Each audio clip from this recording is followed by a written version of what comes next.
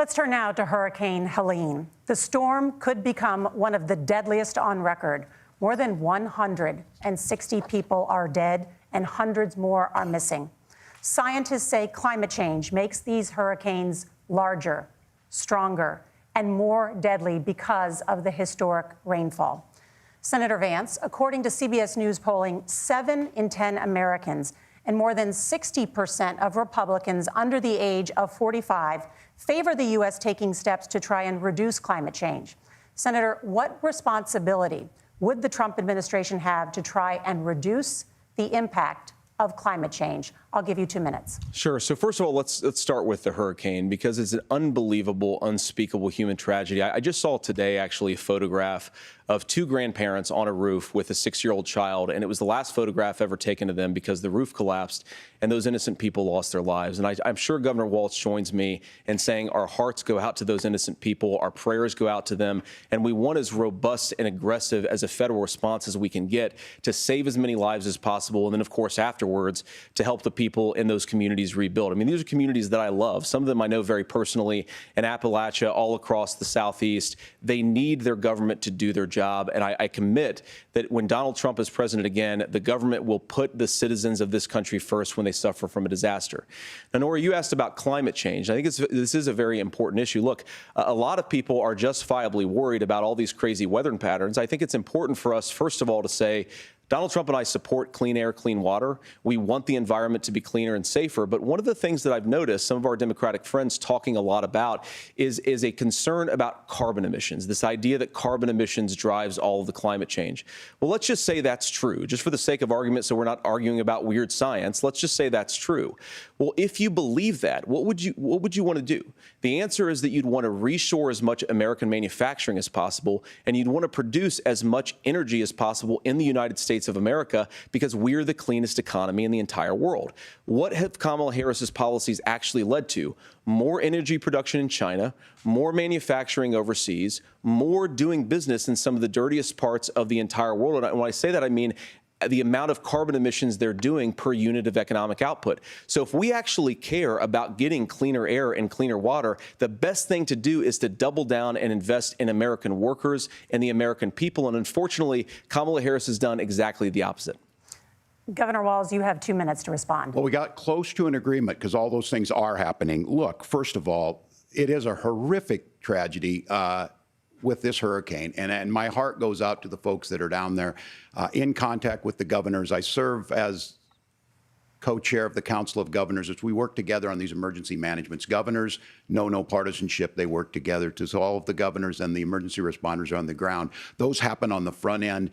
The federal government comes in, makes sure they're there that we recover, but we're still in that phase where we need to make sure that they're staying there, staying focused. Now, look, coming back to the climate change issue, there's no doubt this thing roared onto the scene faster and stronger than anything we've seen. Senator Vance has said that there's a climate problem in the past. Donald Trump called it a hoax and then joked that these things would make more beachfront property to be able to invest in. What we've seen out of the Harris administration now, the Biden-Harris administration, is we've seen this investment.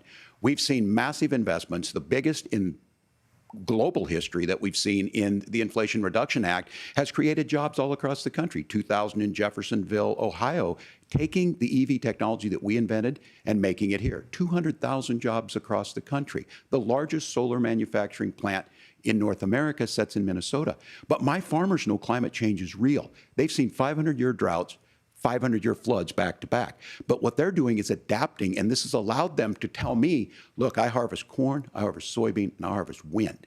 We are producing more natural gas and more oil at any time than we ever have. We're also producing more clean energy. So the solution for us is to continue to move forward, that climate change is real. Reducing our impact is absolutely critical, but this is not a false choice. You can do that at the same time you're creating the jobs that we're seeing all across the country. That's exactly what this administration has done. We are seeing us becoming an energy superpower for the future, not just the current. And that's what absolutely makes sense. And then we start thinking about how do we mitigate these disasters.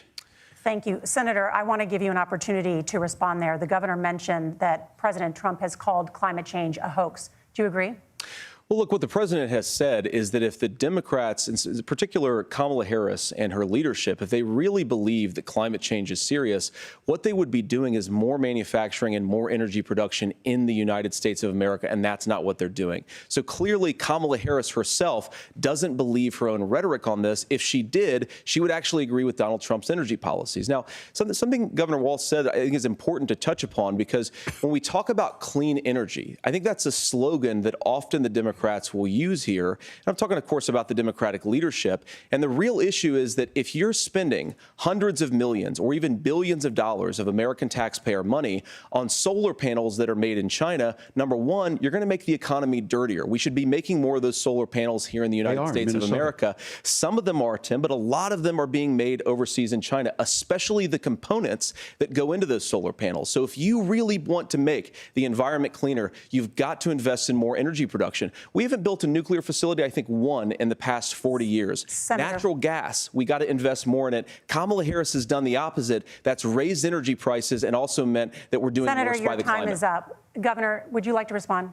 Well, look, we're producing more natural gas than we ever have. There's no moratorium on that. We're producing more oil. But the folks know, and like I said, again, these are not liberal folks. These are not folks that are Green New Deal folks. These are farmers that have been drought one year, massive flooding the next year. They understand that it makes sense. Look, our number one export cannot be topsoil from erosion from these massive storms. We saw it in Minnesota this summer.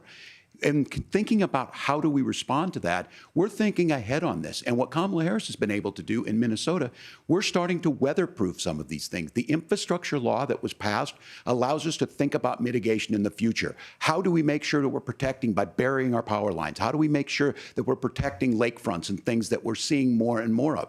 But to call it a hoax and to take the oil company executives to Mar-a-Lago, say, give me money for my campaign, and I'll let you do whatever you want. We can be smarter about that, and an all-above energy policy is exactly what she's doing, creating those jobs right here.